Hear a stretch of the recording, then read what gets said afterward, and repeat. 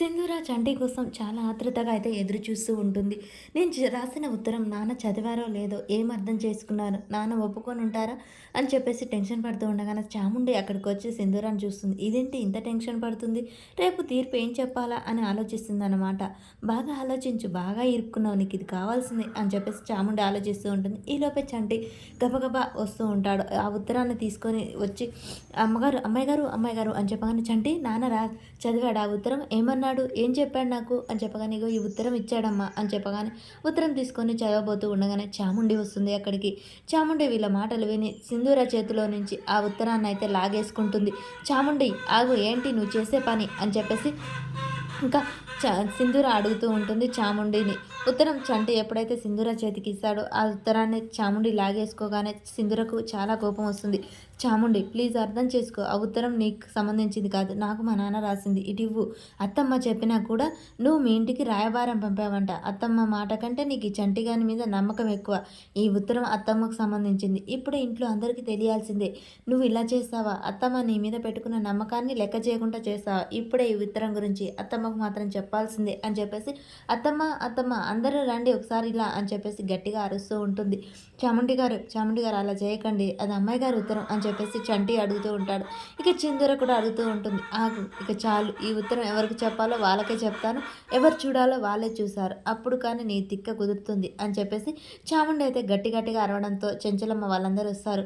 ఏమైంది చాముండి, ఎందుకు అలా అరుస్తున్నావు అని చెప్పేసి చెంచలమ్మ అడుగుతూ ఉంటుంది. అత్తమ్మ చూడు, నీ కోడలు ఏం చేసిందో సింధూర, నువ్వు ఇంటి నుంచి బయటికి వెళ్ళొద్దన్నా కానా వాళ్ళ నాన్నకు ఉత్తరం రాసి ఈ చంటి చేత పంపించింది. మళ్ళీ వాళ్ళ నాన్న బదిలీగా ఈ ఉత్తరం రాశాడు. చూడు, నీ కోడలికి నీ మాట ఎంత గౌరవం, ఎంత లెక్కో, నీ మాట అంటే అసలు ఏమాత్రం విలువ లేదు, నీ మీద నమ్మకం కూడా లేదత్తమ్మ అని చెప్పేసి చాముండి ఇక తనకి ఇష్టం వచ్చినట్టు చెప్తూ ఉంటుంది. ఆ ఉత్తరం చదవగానే చెంచలమ్మకు చదువు రావడంతో ఆ ఉత్తరం చదువుతుంది.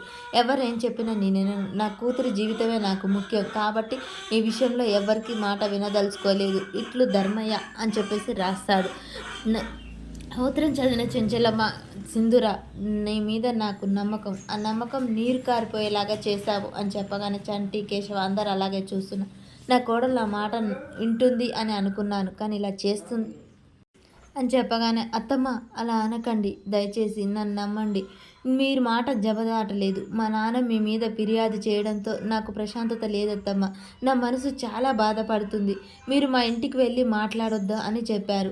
నాకు అవకాశం లేకపోయింది, అందుకే మా నాన్నని ప్రాధేయపడుతూ మీ గురించి ఫిర్యాదు వాపస్ తీసుకోమని మా నాన్నకు అర్చి పెట్టుకొని ప్రాధేయపడుతూ లెటర్ రాశాను తప్ప మీ మీద నమ్మకం గౌరవం లేక కాదు.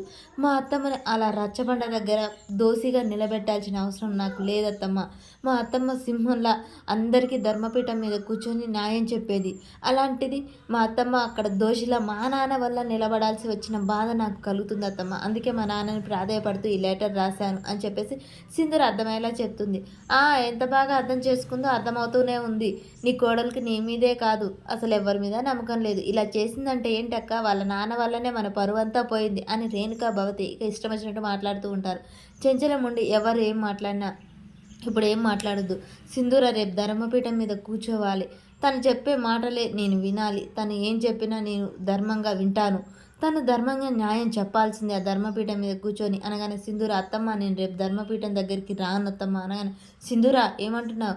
అవునత్తమ్మ, నేను పైన కూర్చొని మీరు దోశలా నిలబడితే నేను చెప్పలేనత్తమ్మ, నాకు ఇది వద్దు, దీని నుంచి తప్పించండి అత్తమ్మ అని చెప్పేసి సింధూర దండం పెడుతూ ఉంటుంది. సింధూర ఎవరేమన్నా సరే నేను ఒకరికి ఇచ్చింది మళ్ళీ వెనక్కు తీసుకోను, నువ్వు రేపు ధర్మపీఠం మీద ఏం చెప్పినా నీకు దానికి కట్టుబడి ఉంటాను, నువ్వు ధర్మంగా చెప్పాలి అంతే అని చెప్పేసి చెంచలమ్మ వెళ్ళిపోతూ ఉంటుంది. అది విన్న వాళ్ళందరూ లోనికి వెళ్తారు. ఇక సింధూర మనసు చాలా బాధపడుతూ ఉంటుంది. ఏంటి దేవుడు నాకు పరిస్థితి అని చెప్పేసి దండం పెట్టుకుంటుంది. మరి సింధూర ఏం న్యాయం చెప్తుంది?